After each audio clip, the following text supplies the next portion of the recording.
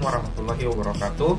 Saya Muhammad Fikra Junian dari kelas P3B dan saya juga anggota kelompok 3 dari pengantar kependidikan. Nah, untuk sekarang saya akan membawakan materi mengenai fungsi keluarga dan juga hambatan keluarga. Yang pertama, fungsi keluarga itu sendiri. Menurut Badan Koordinasi Keluarga Berencana Nasional atau BKKBN, terdapat 8 fungsi keluarga, yaitu yang pertama, fungsi agama. Lalu yang kedua, fungsi sosial budaya. Ketiga, fungsi cinta dan kasih sayang. Keempat, fungsi perlindungan. Kelima, fungsi reproduksi. Keenam, fungsi sosialisasi dan pendidikan. 7, fungsi ekonomi. Dan yang kedelapan, fungsi lingkungan. Nah, setelah itu kita pindah ke hambatan keluarga. Hambatan keluarga menurut Grant dan Ray Suryansyah 2014-64 menyatakan ada sejumlah hambatan yang ditemui dalam membangun keterlibatan keluarga di sekolah yang mencakup aspek. Yang pertama, economics atau lack of money and transportation, atau kita sebut ekonomi yang berarti kekurangan uang dan transportasi. Yang kedua, self-efficacy atau lack of confidence in ability to help, language consideration atau yang berarti kebahagiaan sendiri atau kurangnya percaya diri dalam kemampuan untuk membantu, dan pertimbangan bahasa. Yang ketiga, intergenerational factor yang berarti interference univolve, artinya faktor antar generasi yang berarti orang tua mereka tidak terlibat. Yang keempat, time demands, work related, child care, elder care, atau yang berarti faktor turunan waktu, yaitu yang berhubungan dengan pekerjaan, perawatan anak, perawatan orang tua. Yang kelima, culture, norms and values, teacher as expert, yang berarti faktor norma dan nilai budaya, guru sama dengan seorang ahli. Yang keenam, classroom culture, not view as welcoming to parents, yang berarti faktor budaya kelas yang tidak terbuka menyambut orang tua murid sebagai tamu. Dan yang terakhir, past experience atau negative experience with school, yang berarti faktor pengalaman masa lalu atau pengalaman negatif dengan sekolah. Nah, setelah ini materi ini akan dilanjut oleh Nur Awalia yang akan melanjutkan hambatan keluarga. Padanya saya persilakan. Assalamualaikum warahmatullahi wabarakatuh. Assalamualaikum warahmatullahi wabarakatuh. Perkenalkan, nama saya Nur Awalia dari kelas PT-IKB. Selanjutnya saya akan melanjutkan materi yang pertama, yaitu hambatan keluarga. Sementara itu, Grant dan Ray atau Suryansyah 2014-266-68 melibat dari perspektif hambatan yang bersumber dari guru dalam rangka meningkatkan ketertiban keluarga, ketertiban orang tua murid, dan atau masyarakat di sekolah dalam mencakup those about afraid, perfect job, leaves, negative, unwritten, security, recording constraints, lack of the cost, both of prevent, trying atau not healthy atau learning atau keraguan tentang orang tua atau orang tua kurang pengetahuan, tidak mampu membantu belajar, tenaga pendidikan dan bahkan sekolah secara keseluruhan sering meragukan dan tidak yakin akan kemampuan orang tua murid dalam memberikan bantuan, bimbingan dan arahan kepada anak-anak saat belajar di rumah. Di samping itu juga tidak yakin akan kemampuan dan mungkin juga kemampuan orang tua murid untuk terlibat dalam membantu sekolah meningkatkan mutu pendidikan. Oleh karena itu, akhirnya program kementerian di sekolah dengan masyarakat tidak terlaksana dengan baik dan optimal.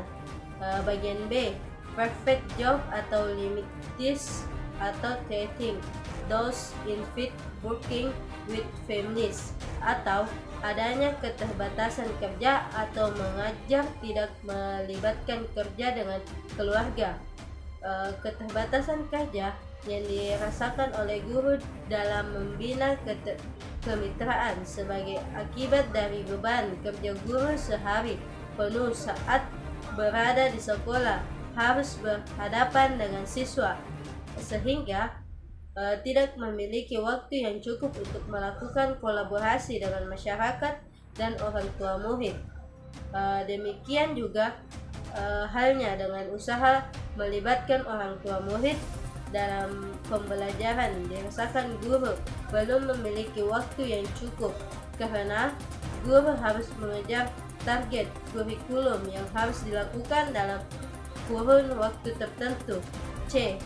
Negative attitude atau pure negative express biases about peers atau sikap negatif atau pengalaman sebelumnya negatif biasa tentang keluarga.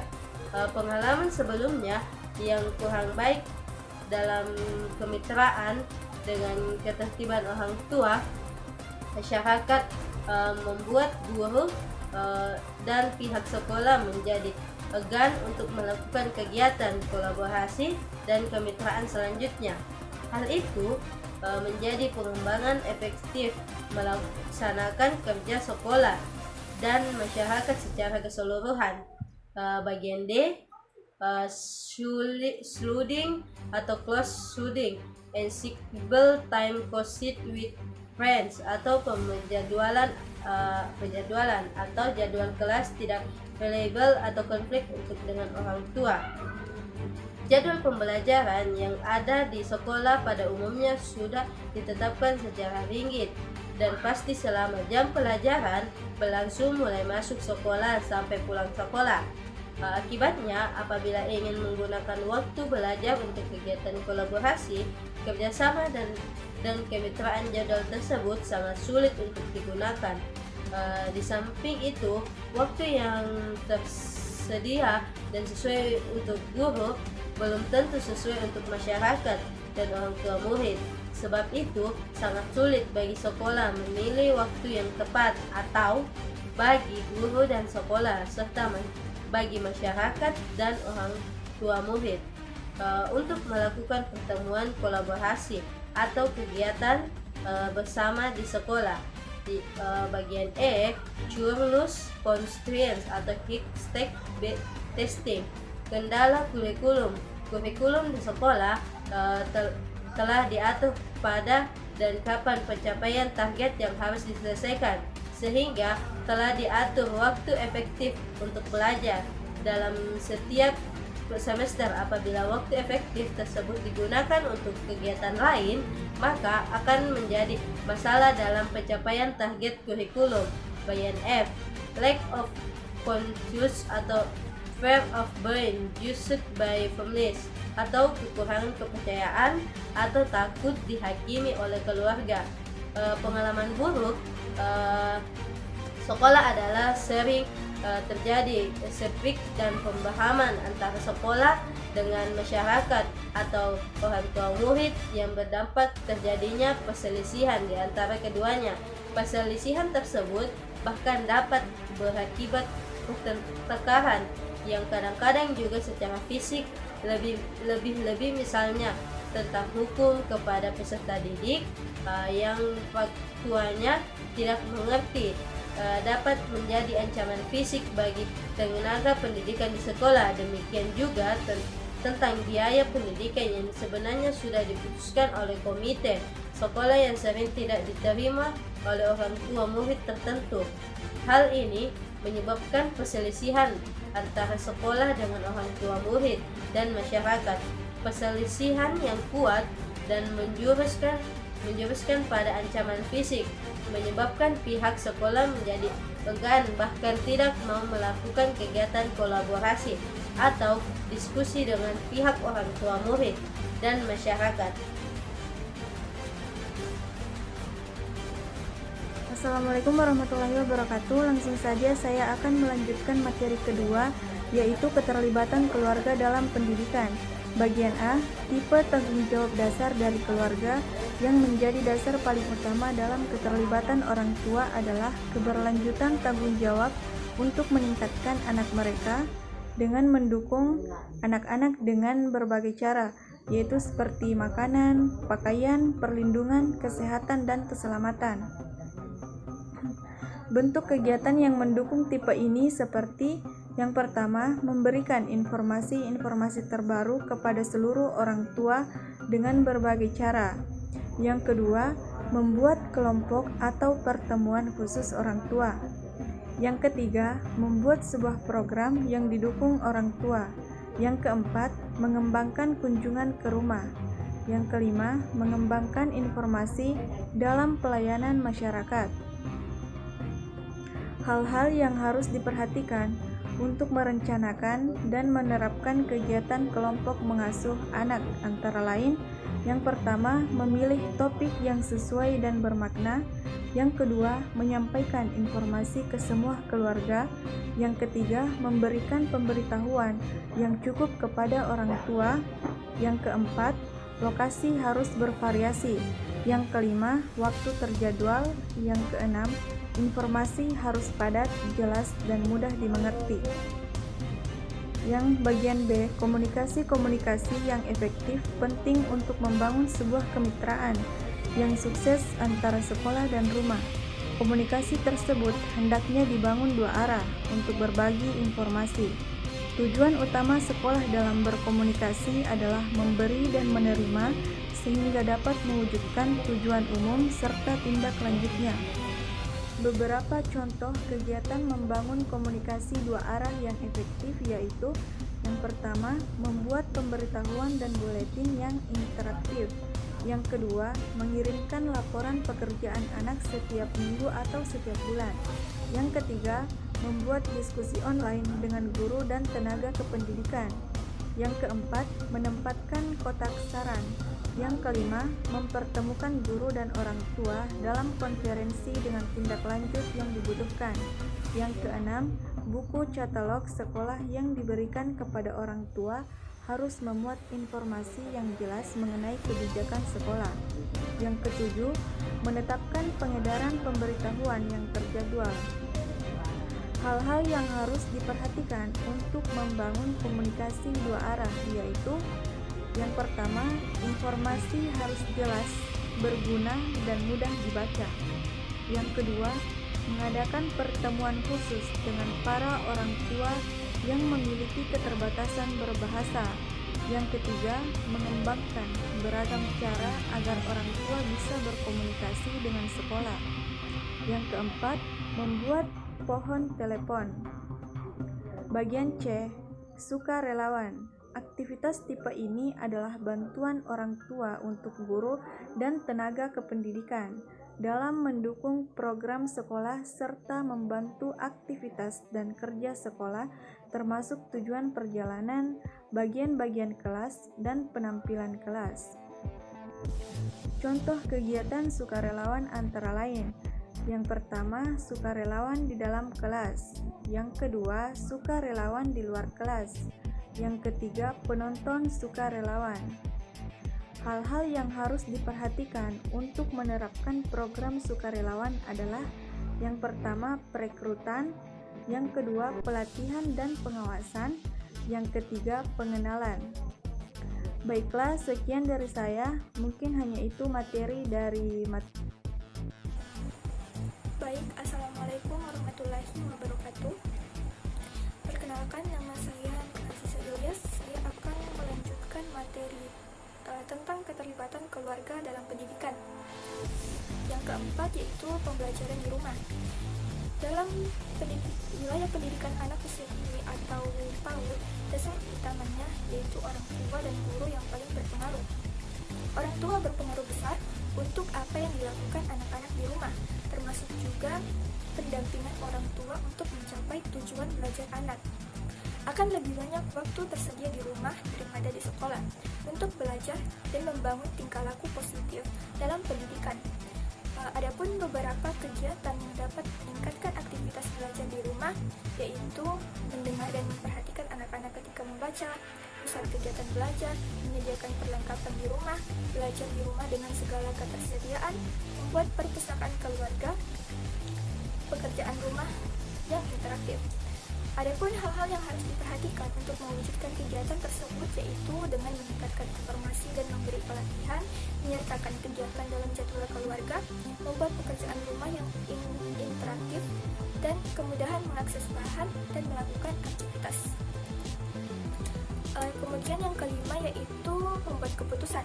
Keterlibatan orang tua dalam membuat keputusan beragam bentuk seperti memilih sekolah dan mengevaluasi program sekolah, mengukur kemampuan biaya, mendengarkan pendapat, peran pembinaan dalam komite sekolah, dan perlindungan hukum untuk sekolah, keluarga, dan anak-anak. Adapun contoh-contoh kegiatan yang dapat digunakan dalam membuat keputusan antara lain yaitu organisasi orang tua dan komite, kelompok perlindungan hukum, pertemuan di balai kota, sesi pelatihan untuk orang tua dan pendidik, serta paguyuban kelas untuk orang tua dan guru. Adapun hal yang harus diperhatikan untuk perencanaan kegiatan tersebut yaitu dengan memperhatikan jumlah dan keberagaman orang tua yang mewakili komite, memberikan informasi yang membutuhkan keputusan orang tua, tindak lanjut di setiap pelatihan orang tua, mewujudkan pertemuan rutin, serta membangun dan mengurus kemitraan di antara pendidik dan orang tua. Yang keenam yaitu kerjasama dengan masyarakat. Sekolah dan guru seharusnya memperhatikan masyarakat dalam konteks memasukkan anggota masyarakat yang tertarik untuk meningkatkan kualitas pendidikan. Wujud dukungan dari anggota masyarakat tersebut dapat berupa materi, tenaga, dan sumber daya alam. Oleh karena itu, sekolah hendaknya berhubungan dengan beragam anggota masyarakat, seperti dari kalangan bisnis, agama, budaya, pemerintahan, dan organisasi lainnya. Adapun contoh-contoh kegiatan kerjasama dengan masyarakat, yaitu meningkatkan komunikasi mengenai sumber daya dan pelayanan dengan berbagai cara. Kemudian menjalin kerjasama dan berkolaborasi dengan komunitas masyarakat, bisnis agensi, organisasi, dan lain-lain. Sekian yang dapat saya sampaikan. Wassalamualaikum warahmatullahi wabarakatuh. Assalamualaikum warahmatullahi wabarakatuh. Perkenalkan, nama saya Andi Fitri Novianti. Saya akan memaparkan materi tentang peran domestik dalam pendidikan anak. Seperti yang kita ketahui, keluarga merupakan suatu unit organisasi yang di dalamnya mengatur tentang peran dan fungsi setiap anggota keluarga. Sedangkan ruang domestik secara sederhana dapat diartikan sebagai aktivitas yang berkaitan dengan rumah tangga, misalnya menyapu, mencuci, memasak, dan lain-lainnya. Di dalam pendidikan, ruang domestik ini pertama kali diperkenalkan di ruang lingkup keluarga, bukan di ruang lingkup masyarakat ataupun di sekolah. Terkadang saat kita masih kecil, kita melihat ibu melakukan suatu pekerjaan, misalnya menyapu. Pada saat ibu melakukan kegiatan menyapu, kita memperhatikan, otomatis otak akan menyimpan dan merekam bagaimana cara ibu melakukan kegiatan tersebut. Dan alhasil, pada saat kita sudah besar atau pada saat kita sudah bisa melakukan pekerjaan tersebut, kita sudah tahu bagaimana cara melakukannya. Ruang domestik sendiri ini wajib diketahui oleh setiap anggota keluarga, karena terkadang ada satu anggota keluarga terhalang untuk melakukan perannya, otomatis anggota keluarga lain yang menggantikan peran anggota keluarga tersebut. Ini disebut dengan complementary. Komplementari ini dalam keluarga memiliki pengaruh untuk terjadinya keseimbangan dalam keluarga terkait dengan peran, kewajiban, hak, serta kesetaraan dalam ketidaksimetrisan relasi dalam keluarga. Sekian, wassalamualaikum warahmatullahi wabarakatuh.